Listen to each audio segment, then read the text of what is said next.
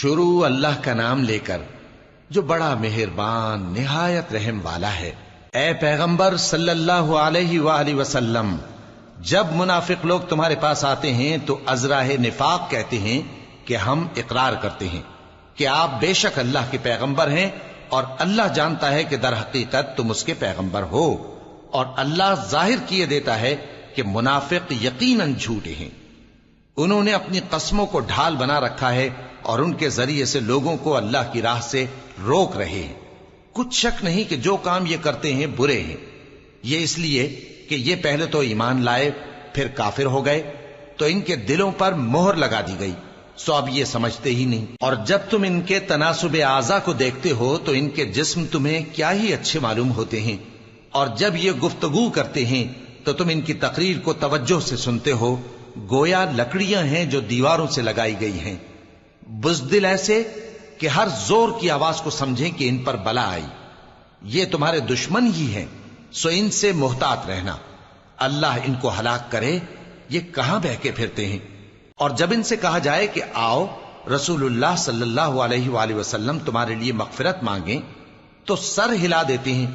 اور تم ان کو دیکھو کہ تکبر کرتے ہوئے رکے ہی رہتے ہیں۔ تم ان کے لیے مغفرت مانگو یا نہ مانگو، ان کے آگے برابر ہے، اللہ ان کو ہرگز نہ بخشے گا، بے شک اللہ نافرمان لوگوں کو ہدایت نہیں دیا کرتا۔ یہی ہیں جو کہتے ہیں کہ جو لوگ رسول اللہ صلی اللہ علیہ وآلہ وسلم کے پاس ہیں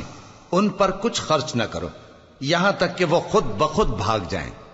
حالانکہ آسمانوں اور زمین کے خزانے اللہ ہی کے ہیں، لیکن منافق نہیں سمجھتے۔ کہتے ہیں کہ اگر ہم لوٹ کر مدینے پہنچے تو عزت والے ذلیل لوگوں کو وہاں سے نکال باہر کریں گے، حالانکہ عزت اللہ کی ہے اور اس کے رسول صلی اللہ علیہ وآلہ وسلم کی اور مومنوں کی، لیکن منافق نہیں جانتے۔ مومنوں، تمہارا مال اور اولاد تم کو اللہ کی یاد سے غافل نہ کر دے، اور جو ایسا کرے گا تو وہ لوگ خسارہ پانے والے ہیں۔ اور جو مال ہم نے تم کو دیا ہے اس میں سے اس وقت سے پیشتر خرچ کر لو کہ تم میں سے کسی کی موت آ جائے تو اس وقت کہنے لگے کہ اے میرے پروردگار، تو نے مجھے تھوڑی سی اور مہلت کیوں نہ دی تاکہ میں خیرات کر لیتا اور نیک لوگوں میں داخل ہو جاتا۔ اور جب کسی کی موت آ جاتی ہے تو اللہ اس کو ہرگز مہلت نہیں دیتا، اور جو کچھ تم کرتے ہو